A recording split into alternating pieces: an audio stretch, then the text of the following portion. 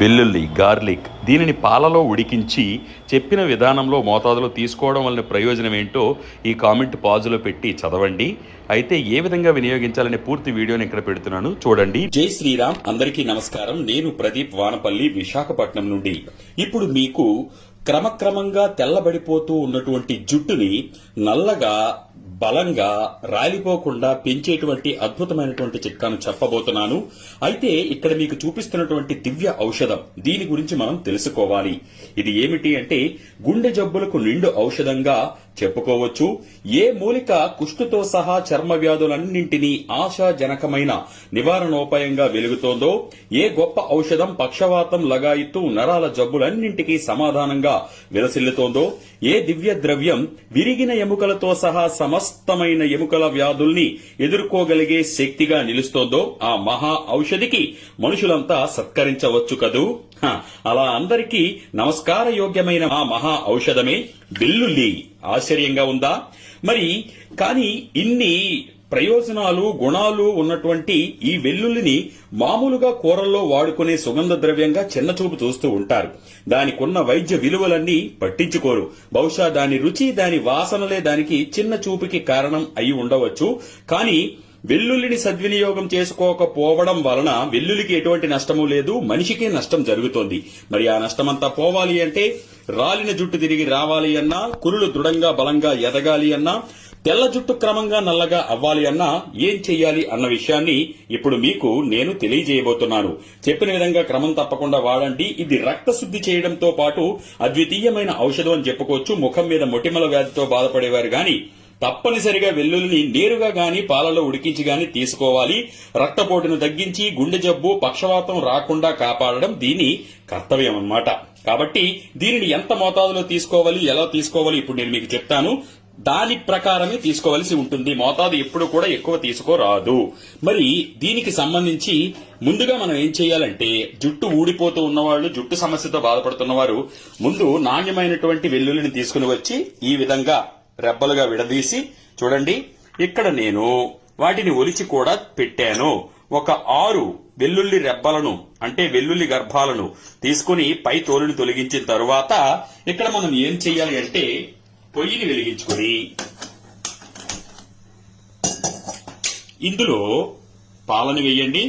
ఇవి మన ఇంట్లో వాడేటువంటి పాలే కాబట్టి ఇలా పాలు వేసి ఇవి మరుగుతూ ఉండగా, కొంచెం మరుగుతూ ఉన్నప్పుడు ఏం చేయాలంటే ఈ 6 వెల్లుల్లి రెబ్బలు చూడండి, ఈ 6 వెల్లుల్లి రెబ్బలను ఇందులో వెయ్యండి. అంటే మనం ఇప్పుడు ఏం చేస్తున్నాము, పాలల్లో ఈ వెల్లుల్లిని ఉడికిస్తున్నాము. అంతే. అతి సులువైన ప్రక్రియ. కానీ దీనిని ఎంతకాలం అని అడగకూడదు. నిరంతరము శరీరంలో ఉండేటువంటి సప్త ధాతువులకి మేలు చేసేటువంటి గొప్ప ఔషధం ఏదైనా ఉంది అంటే ఇదే అని చెప్పుకోవచ్చు.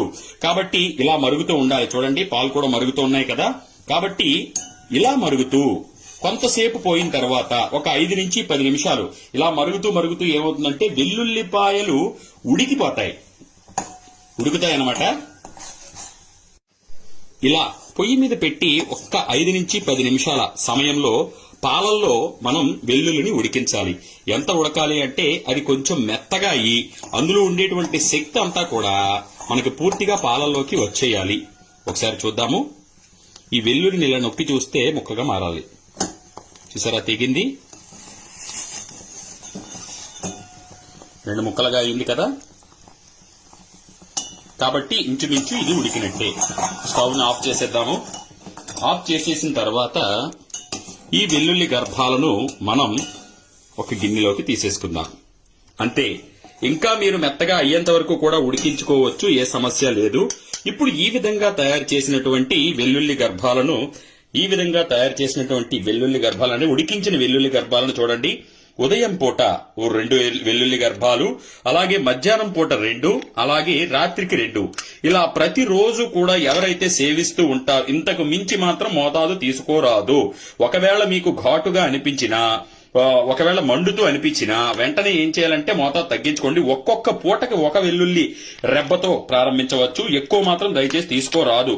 మహా అయితే వాంతులయ్యే అవకాశం ఉంటుంది, కడుపులో తిప్పే అవకాశం ఉంటుంది, కళ్ళు తిరిగే అవకాశం ఉంటుంది. కాబట్టి దీంట్లో తీసుకోవాల్సిన జాగ్రత్తలు ఏమిటి అంటే పూటకి 2 చెప్పున ప్రతిరోజు కూడా 2 అంటే 6 వెల్లుల్లి గర్భాలను ప్రతిరోజు కడుపులోకి స్వీకరించిన వారికి ఎన్నో ఆరోగ్య సమస్యలు, చాలా ఆరోగ్య సమస్యలు తీరే అవకాశం ఉంది. దాంతో పాటు రాలిపోతూ ఉన్నటువంటి జుట్టు మాత్రం మీకు అతి త్వరలోనే జుట్టు రాలడం ఆగిపోతుంది. అలాగే తెల్లబడిపోతున్న జుట్టు కూడా క్రమక్రమంగా నల్లగా అవుతూ ఉంటుంది. ఇటువంటి ఎన్నో అద్భుతమైనటువంటి విషయాల కోసం అలాగే ఇంట్లో చేసుకున్న ఆయుర్వేద మందుల కోసం కూడా మీరు ఫేస్బుక్ లో ప్రదీప్ వానపల్లి అనేటువంటి డాక్టర్ ప్రదీప్ వానపల్లి అనే పేజ్ ఉంది, ఫాలో అవ్వవచ్చు. అలాగే యూట్యూబ్ లో ప్రదీప్ వానపల్లి అనే ఛానల్ ఉంది, సబ్స్క్రైబ్ అవ్వండి. దాంతో పాటు ఇన్స్టాగ్రామ్ లో డాక్టర్ ప్రదీప్ వానపల్లి ఉంది, ఫాలో అవ్వండి. మరిన్ని విషయాలను మీకు అక్కడ నేను తెలియజేయడానికి ప్రయత్నిస్తాను. ధన్యవాదాలు.